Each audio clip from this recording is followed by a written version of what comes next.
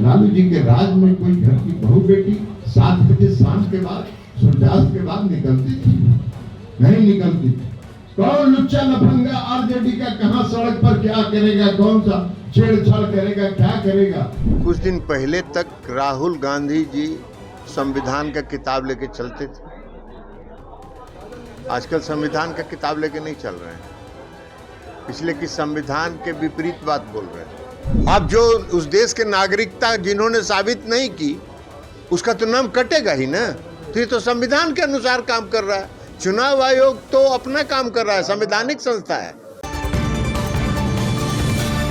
बिहार चुनाव को लेकर जहानाबाद का राजनीतिक तापमान तेजी से बढ़ता जा रहा है और इस चुनावी माहौल में भूमिहारों के कदावर नेता और केंद्रीय मंत्री शाह जदयू के वरिष्ठ नेता राजीव रंजन उर्फ ललन सिंह बुधवार को जहानाबाद पहुंचे हैं अपने एनडीए प्रत्याशी के पक्ष में जनसभा करके लोगों से मतदान की अपील करने।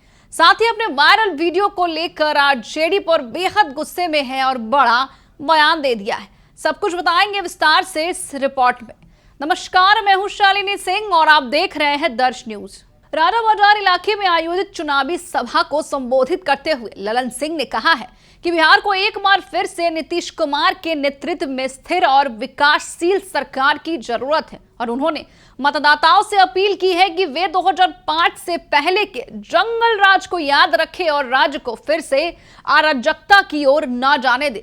साथ ही उन्होंने सभा के दौरान अपने ऊपर वायरल वीडियो को लेकर भी जवाब दिया है। साथ ही कांग्रेस नेता राहुल गांधी और राजद नेता तेजस्वी यादव पर भी तीखा हमला बोला है और कहा है कि राहुल गांधी गलत कर रहे हैं। जो पहले संविधान की किताब लेकर चलते थे, अब वही संवैधानिक प्रक्रिया के खिलाफ बोल रहे हैं।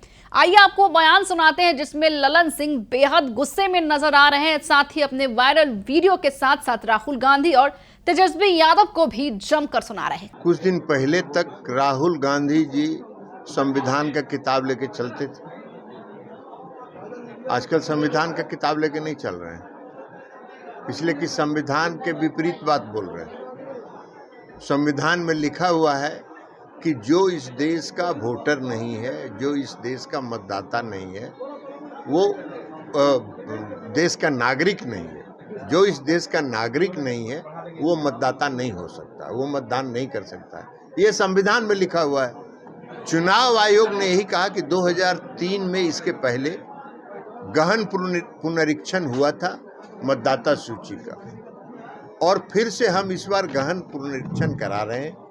जिन लोगों का नाम मतदाता सूची में दर्ज हुआ है, वो 11 विकल्प चुनाव आयोग ने दिया कि उस 11 विकल्प के आधार पर आप यह साबित करिए कि आप इस देश के नागरिक हैं। अब जो उस देश के नागरिकता जिन्होंने साबित नहीं की, उसका तो नाम कटेगा ही ना। तो ये तो संविधान के अनुसार काम कर रहा है। चुनाव आयोग तो अपना काम कर रहा है, संवैधानिक संस्था है। अब ये चाहते हैं कि चुनाव आयोग वोट चोरी नहीं कर रहा है, ये वोट चोरी करना चाहते हैं। ये घुसपैठिए लोगों को पिछला दरवाजा से लाके यहाँ वोटर बनवा दिए। अब वो चाहते थे कि वो लोग वोटर रहे। भाई देश का नागरिक नहीं है तो वोटर कैसे होगा? वो तो बांग्लादेशी है, और बांग्लादेशी है तो नागरिकता का कोई प्रमाण कहाँ से दे सकता है? तो इसलिए उनको परेशानी है। तो परेशानी है तो है, क्या करिएगा? सर, आप बोल रहे हैं कि वो घुसपैठिया है और उन्होंने एक प्रमाणिक तौर से एक ब्राजील का मॉडल है, उसके नाम पर हरियाणा में 25 वोट है, माइकल फेरेरो, और वो कहीं शिल्पी कवि सरस्वती के नाम पे उसका नाम दर्ज है और उन्होंने वोट दिया है। तेजस्वी यादव 3 गो जगह पर काहे के लिए बनाए हुए थे एपिक कार्ड?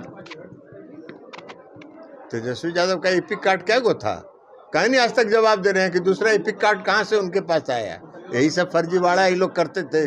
जो अबरी गहन पुनरीक्षण में पकड़ा गए, तो मजिस्ट्रेट चेकिंग में जब पकड़ा गए तो अब हल्ला कर रहे हैं। तो हल्ला करते रहिए। चुनाव आयोग संवैधानिक संस्था। आप तो सुप्रीम कोर्ट भी गए थे। कहाँ सुप्रीम कोर्ट ने कहा? सुप्रीम कोर्ट ने कहा कि भाई उसने मांगा है नागरिकता प्रमाण पत्र तो जरूर देना चाहिए। इस देश का जो नागरिक है वो क्यों नहीं बताएगा? हमने भी दिया है, इस बार भी दिया है। इस बार का गहन पुनरीक्षण में हमने दिया, जबकि हमको आवश्यकता नहीं थी। हम 2003 में भी वोटर थे, हम उसके पहले से गहन पुनरीक्षण में थे, लेकिन फिर भी हमने दिया। क्योंकि हम नागरिक हैं तो क्यों नहीं देंगे? प्रशांत किशोर का भी 2000। बहुत लोगों का है, तो ये सब छोड़िए ना, ये सब जालसाज, ये लोग खुद ही वोट चोर हैं। अब वोट चोर हैं, दूसरे को जब पकड़े जा रहे हैं वोट चोरी में, तो अब कह रहे हैं कि वोट चोर। हल्ला नहीं करता है लोग, सर आपके डिप्टी शोर मचाए शोर। लालू जी के राज में कोई घर की बहू बेटी 7 बजे शाम के बाद, सूर्यास्त के बाद निकलती थी? नहीं निकलती थी।